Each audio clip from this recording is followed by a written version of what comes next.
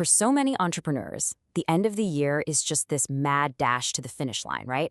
You're trying to get your new business off the ground.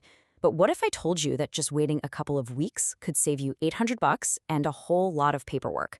It all comes down to one single thing: the exact day you decide to incorporate. I know, it sounds a little too good to be true.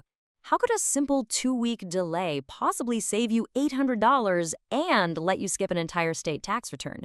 Well, if you're forming a corporation in California, the answer is a big yes. But you gotta know the catch. So to make this real, let's talk about Maya. She's a therapist out in LA, and she's ready to incorporate her practice. It's late November, and she's staring down this exact problem.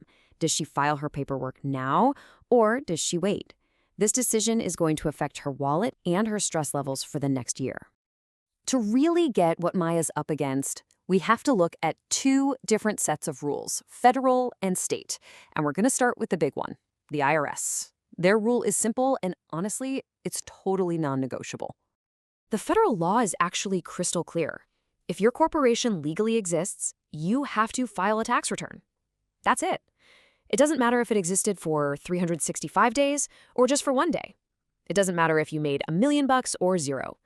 If you are officially a corporation, the IRS expects to hear from you. Okay, so that's the federal side. Pretty straightforward. But now let's talk about California, because this is where things get a little more interesting. California has its own rules, and there's a very specific price tag that new businesses need to know about. And this is the number that this whole story revolves around: $800. That's California's annual minimum franchise tax. Think of it as a fee you pay just for the privilege of having a corporation in the state. And let me tell you, this tax is pretty hard to avoid. It doesn't matter if your business is booming, losing money, or even completely inactive. You owe the $800. Now, there is one major exception.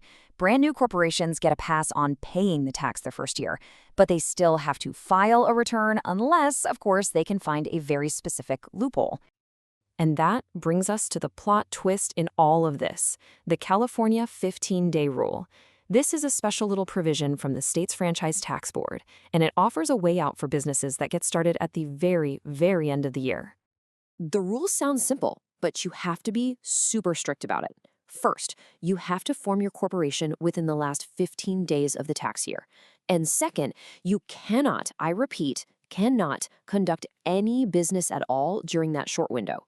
If you nail both of those conditions, California says, okay, you're good. No state tax return and no franchise tax for that tiny little year. So what does that look like on a calendar? Well, for a business like Maya's that just follows the standard calendar year, the magic starts on December 17th. If she files her paperwork on that day or any day after, boom, she's met condition number 1. But what about that second condition? What does no business activity actually mean? They are really strict about this. You can do the basic setup stuff. File the articles, get your EIN from the IRS, get your corporate binder organized, but you can't do anything that looks like you're actually in business. No signing contracts, no billing clients. You can't even open and use a company bank account. Basically, you have to build the car, but leave it parked in the garage until January 1st. Okay, so this sounds like a pretty great deal, right?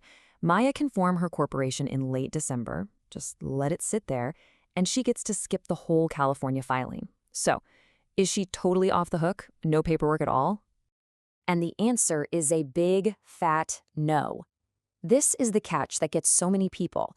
The IRS, they do not care about California's special 15-day rule. Remember that unbreakable federal requirement we talked about? If the corporation exists, you have to file a federal return. So while you get a pass from the state, you are still on the hook with Uncle Sam. So now that we have all the pieces on the table, we can see that Maya really has 3 clear paths she can take. Each one has its own set of trade-offs, so let's just lay them all out. Okay, check out the options. If she files in early December, before that 15-day window, she has to file both a federal and a California return for that short period. That's the most complicated option. On the other end, if she just waits until January, she avoids all of this completely for the prior year. That's the simplest choice. But then there's that sweet spot in the middle, forming late in December and using the 15-day rule. She still has to do that federal return, but she gets to skip the California one. It's a really strategic middle ground. So, after all that, what did Maya do? And what's the big lesson here for anyone else thinking about starting a business? Maya played it smart. She went for that strategic middle path. She incorporated on December 18th, kept the business totally dormant for the rest of the month, and that let her skip the California filing and avoid that $800 tax. Yes, she still had to file a super simple zero-income federal return, but that was a small task. And it meant she was perfectly set up to hit the ground running on January 1st, ready to go with her S-Corp status.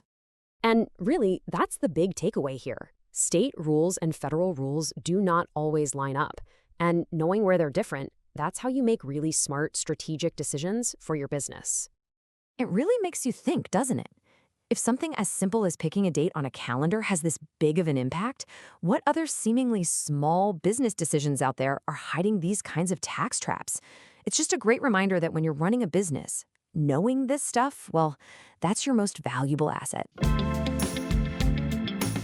If you want the same strategic advantage Maya used, saving money, skipping filings, and starting the year positioned for growth, get professional help now. Call Incorporation Attorney today.